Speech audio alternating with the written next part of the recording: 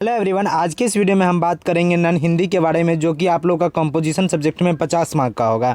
मैं इस पे वीडियो नहीं बनाना चाहता था, लेकिन आप लोग का इतना कमेंट आया, इतना कमेंट, ऊपर से कई लोग व्हाट्सएप पे भी बोल रहे थे कि सर नन हिंदी पे बनाइए जो हम लोग का 50 मार्क है। तो देखिए, इस पर मैं बना दे रहा हूँ और ये एक वीडियो ही आपके एग्ज़ाम के लिए काफ़ी होगा। इस वीडियो में जितने भी इंपॉर्टेंट आपके क्वेश्चन रहेंगे या फिर जितने भी इंपॉर्टेंट पॉइंटर्स रहेंगे उस सारे को मैं कवर कर दूंगा, और इसके सिलेबस के बारे में भी मैं बता दूंगा कि कितना आपको एक दिन में कैसे उसको सारे को कवर कर सकते हैं।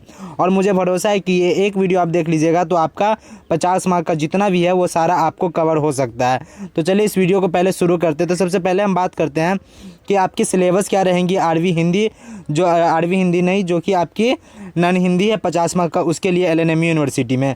और आप लोग का एग्ज़ाम कल ही है 29 अगस्त को। तो आज आप इसको देख के इसके जितने भी पॉइंट्स है उसको याद कर लेंगे, और जो मैं बताऊंगा वो व्याकरण के पार्ट के लिए आप उसको कर लीजिएगा, आपका काम खत्म हो जाएगा। बस इस वीडियो को देख लीजिए, आपका पूरी तरीके से सारा प्रॉब्लम सॉल्व हो जाएगा।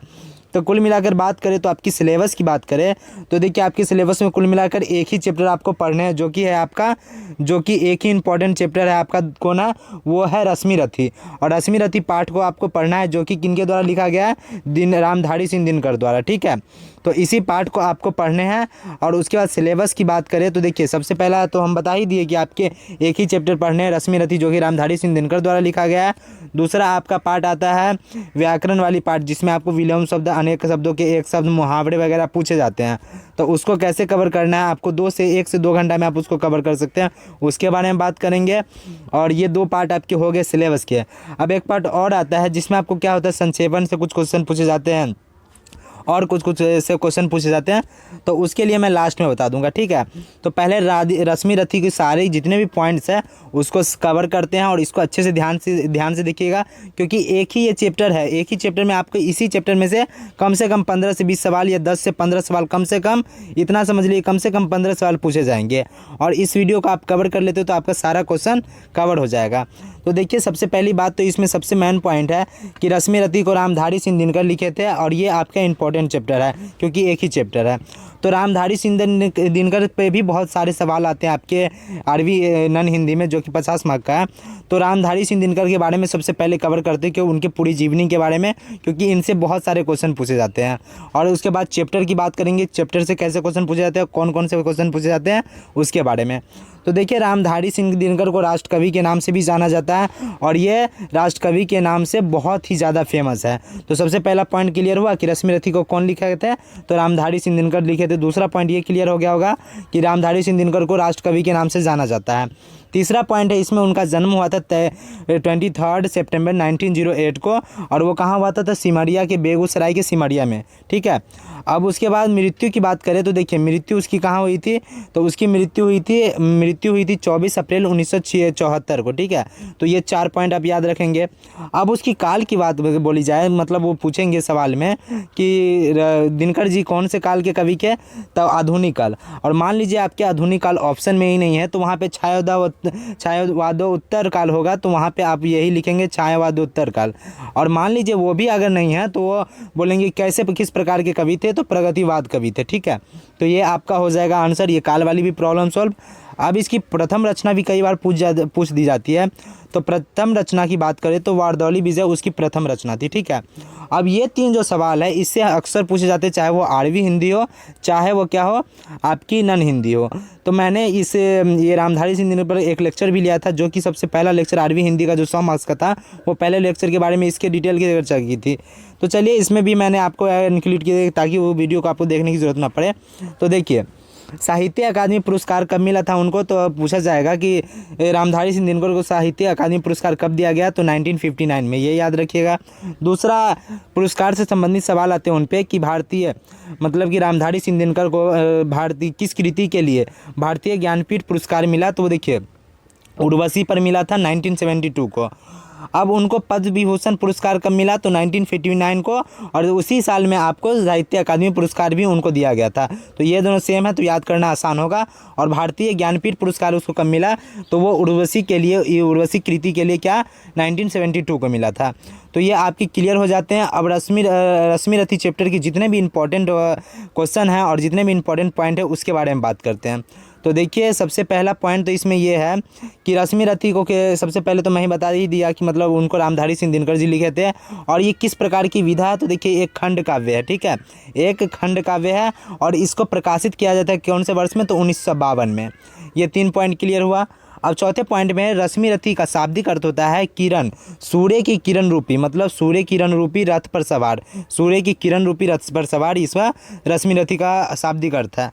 अब देखिए इसको प्रकाशन किया, प्रकाशित जब हुई रश्मि रथी तो इसको प्रकाशन भी कोई प्रकाशक भी रहे होंगे, कौन प्रकाशित किए, तो सबसे पहले दिनकर इसको प्रकाशित किए, वही रामधारी सिंह दिनकर जी इसको प्रकाशित किए और किस माध्यम से, लोक भारतीय प्रकाशन द्वारा, ठीक है, इसको प्रकाशित किए गए थे। तो ये भी इंपॉर्टेंट है, इसको भी आपको याद रखना है, ठीक है। अब उसके बाद बात की जाए तो सबसे ज़्यादा इंपॉर्टेंट, अगर सबसे इस पूरे पार्ट में मैं बात करूँ तो सबसे ज़्यादा इंपॉर्टेंट सवाल की बात करें तो ये आपका सवाल है, कुल सर्गों की संख्या रश्मि रथी में कितनी है, तो कुल सर्गों की संख्या आपकी 7 है। और ये क्वेश्चन बहुत ही बार पूछा गया है कि कुल सर्गों की संख्या रश्मि रथी में कितना है, तो सर्ग है इसमें और सातों सर्ग में क्या क्या बातें की गई है उसके बारे में हम चर्चा करते हैं। तो देखिए ये सातों सर्गों का आपको क्या करना है, स्क्रीनशॉट ले लेना है और इसी से आपका कम से कम 3 से 4 तो कम से कम आपका सवाल पूछे ही जाते हैं। तो सबसे पहले सर्ग की बात करें तो देखिए सबसे पहले सर्ग में सबसे बड़ी बात है इसमें, देखिए अगर आप लोग महाभारत देखे होंगे, महाभारत जो कि महान काव्य है, सबसे हिंदू धर्म की सबसे अच्छे काव्यों में से एक मानी जाती है और सबसे बड़ा काव्य है। तो अगर महाभारत देखे होंगे ना तो इसमें से मैक्सिमम क्वेश्चन नन हिंदी का आप लोग वैसे ही बना लेंगे और इससे ये मैं पढ़ा रहा हूँ तो इससे आपका तो क्लियर हो ही जाएगा। लेकिन महाभारत से बहुत सारे क्वेश्चन आपके बन जाएंगे नन हिंदी का जनरली, अगर हिंदू धर्म के हैं तो आप लोग देखे होंगे तो मैक्सिमम सारा कुछ आप कनेक्ट भी कर पाएंगे और आप लोग का सवाल भी वहाँ पर बन जाएगा। और यार वो जो महाभारत है उसका तो बात ही छोड़ दो, वो कितना गजब है बनाया हुआ, तो उसको मतलब इतना याद रखना कि अगर टाइम मिले तो देख लेना चाहिए आप लोग को। और क्या करना है कि इसमें जितने भी सारी बातें अभी की जाएगी तो उससे अगर आप लोग देखे होंगे तो बहुत अच्छे से कनेक्ट कर पाएंगे।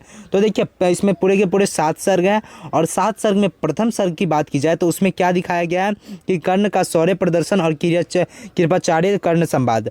अब इसमें सवाल कैसे पूछे जाएंगे, तो पूछा जाएगा कर्ण का शौर्य प्रदर्शन का वर्णन किस सर्ग में किया गया है, तो आपको याद रखना है कि प्रथम सर्ग में, ठीक है, ऐसे करके क्वेश्चन पूछे जाते हैं। या फिर पूछा जाएगा कृपाचार्य कर्ण संवाद किस सर्ग में है, तो वो भी आपको क्या करना, जवाब प्रथम सर्ग में। तो प्रथम सर्ग का आप याद रखिएगा कि कर्ण का शौर्य प्रदर्शन और कृपाचार्य कर्ण संवाद आपको क्या करना है, याद रखना है। द्वितीय सर्ग में क्या बातें हैं, तो देखिए द्वितीय सर्ग में आपको याद रखना है कि परशुराम के आचरण का वर्णन किया गया और कर्ण परशुराम संवाद, जब वो शिक्षा लेने जाता है तो क्या करता है, वहाँ पे कुछ बातें होती हैं उन दोनों के बीच और वहाँ पे वो टेस्ट उसके परीक्षा भी लेते हैं, ठीक है।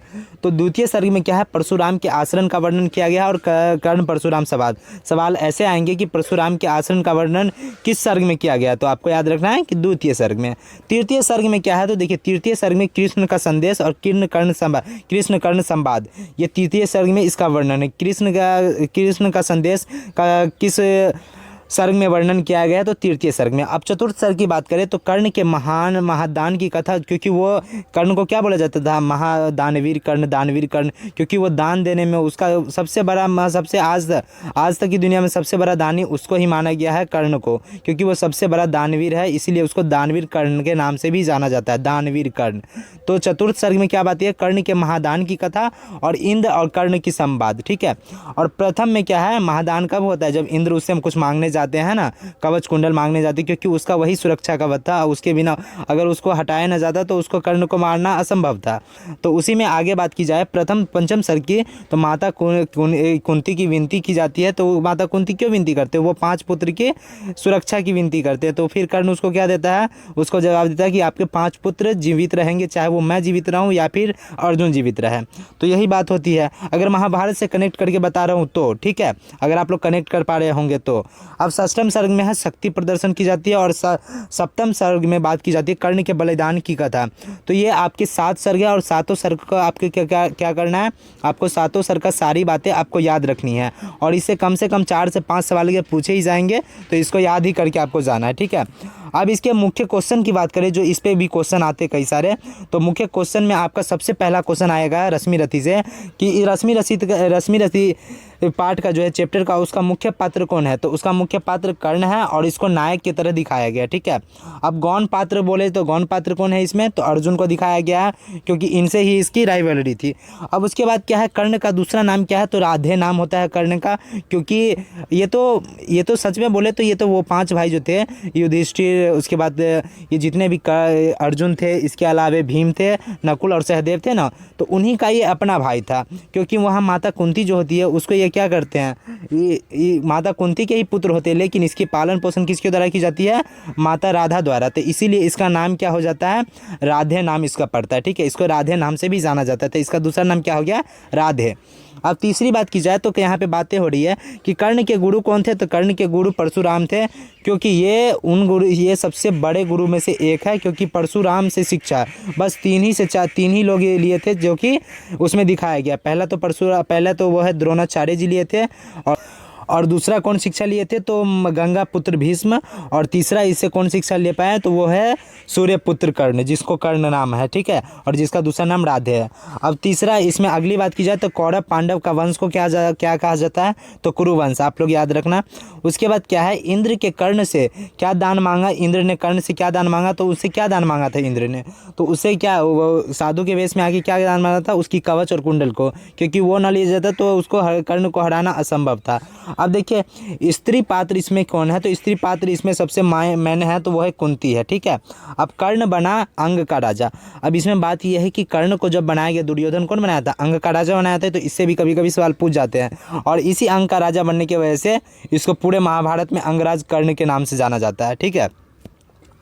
अब घटोत्कच को कौन मारा, तो देखिए घटोत्कच कौन था, आप लोग को पता होगा कि वो भीम के बेटे थे, जो कि एक घटोत्कच थे, तो वो क्या थे, घटोत्कच किसके, भीम के बेटे थे। तो इसको मारा कौन, तो वो भी कर्ण ने मारा। और वो उसके बाद बात की जाए तो एकलव्य की अंगूठा दिया, तो देखिए एकलव्य ने अंगूठा दी क्योंकि वो शिक्षा चोरी छुपे लिया हुआ था, तो एकलव्य ने चोरी छुपे से शिक्षा लिया होता द्रोणाचार्य से, तो द्रोणाचार्य को वो अपने अंगूठा काट के दान में दे देता है, ठीक है। अब उसके बाद व्याकरण पार्ट आपको कैसे कवर करने हैं एक दिन के अंदर, तो देखिए व्याकरण पार्ट के लिए आपको सिंपल से आपको करने क्या है कि आपने अभी मैंने कोर्स लॉन्च किया था टारगेट बैच की तरह आरवी हिंदी 100 मार्क्स का, तो उसमें मैं वीडियो 1 में और वीडियो 2 में मैंने 4 राइटर के बताए थे, उसमें रामधारी भी सिंह दिनकर भी थे, तो अगर देखना चाहे तो देख सकते हैं पहला लेक्चर को। लेकिन आपको मैनुअली रूप से तीसरा लेक्चर को देखना है, जिसमें मैंने तीसरा, चौथा और 5वां लेक्चर में मैंने क्या किया है, पर्यायवाची शब्द को, विलोम शब्द को, अनेक शब्दों के एक शब्द को, इसके अलावा जितने भी इंपॉर्टेंट थे उस सारों को मैंने कवर किया, सारे के सारे को।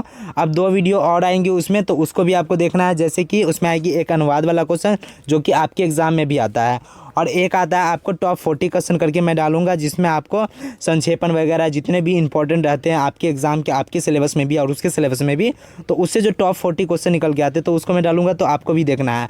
और वो हो सकता है कि आज ही डाल दूँ रात तक, तो आपको देख के जाना है। और इस सब में याद करने के लिए आपको क्या करना है, याद करने की कोशिश नहीं करनी है, क्योंकि कल ही आपका एग्ज़ाम है। आप याद करने की कोशिश ये जो अभी मैंने पढ़ाया उस सबको याद करने की अच्छे से उसको क्या कीजिए, तैयारी कीजिए, और उसको अच्छे से याद करने इस सारे को चीज़ को। और ये वाले वीडियो को आपको बस देखना है और समझना है, समझ के जाना है, और वहाँ पे अपने कॉमन सेंस से सारे के सारे क्वेश्चन आपको हल करके आने हैं। याद करने वाला पार्ट बस इसी के साथ है। तो आप लोग की भारी रिक्वेस्ट के साथ मैंने इसको डाल दिया बहुत लोगों के, इसमें जितना भी इंपॉर्टेंट पार्ट था आपके एग्जाम के लिए मैंने सारा कुछ कवर कर दिया है। अब सारा कुछ कवर होने के बाद आप लोग का बस इतना ही करना है कि इस वीडियो को जितने भी कॉन्सेप्ट पढ़ाया गया उसको याद करना है, और जो इसमें बताया गया उसको फॉलो करना है। इसी के साथ आप लोग के मस्त रहिए, व्यस्त रहिए, और आपके एग्जाम के लिए बेस्ट ऑफ लक। आपका एग्जाम अच्छा जाए इसके लिए हम दुआ करते हैं।